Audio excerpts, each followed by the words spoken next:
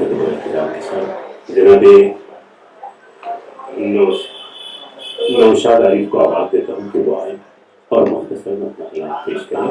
جناب نوشاد پرتاب گڑھ. حاضرین محفل السلام علیکم. بلا کسی امید کے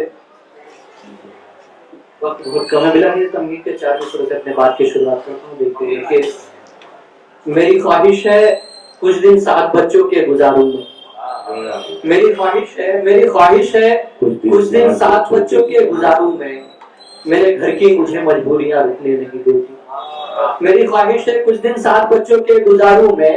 میرے گھر کی مجھے مجبوریاں رکنے نہیں دیتی. اور زمانہ تو جھکانا چاہتا ہے مجھ کو قدموں میں. میری خودداریاں لیکن مجھے جھکنے نہیں دیتی.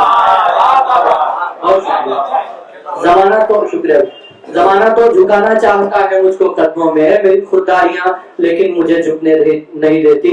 غزل کے چند شعر سماعت کریں کہ عشق میں مبتلا زندگی ہو گئی. اکثر بھائی کے عشق میں مبتلا زندگی ہو گئی.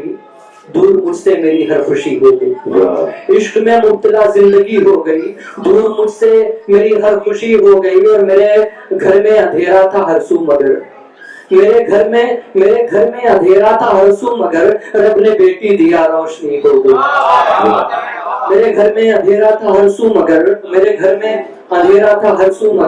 رب نے بیٹی دیا روشنی ہو گئی. اور تلخ لہجے میں ماں سے جو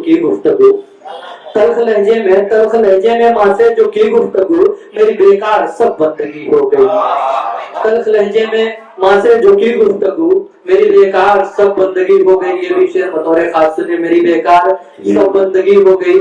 کہ قتل پہ میرے خاموش رہنا تیرا قتل پہ میرے خاموش رہنا تیرا.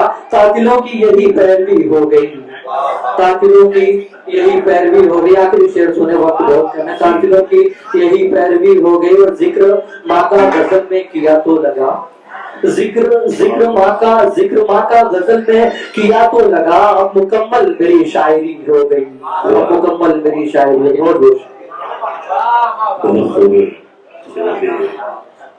نوشاد پرتاب گڑھ.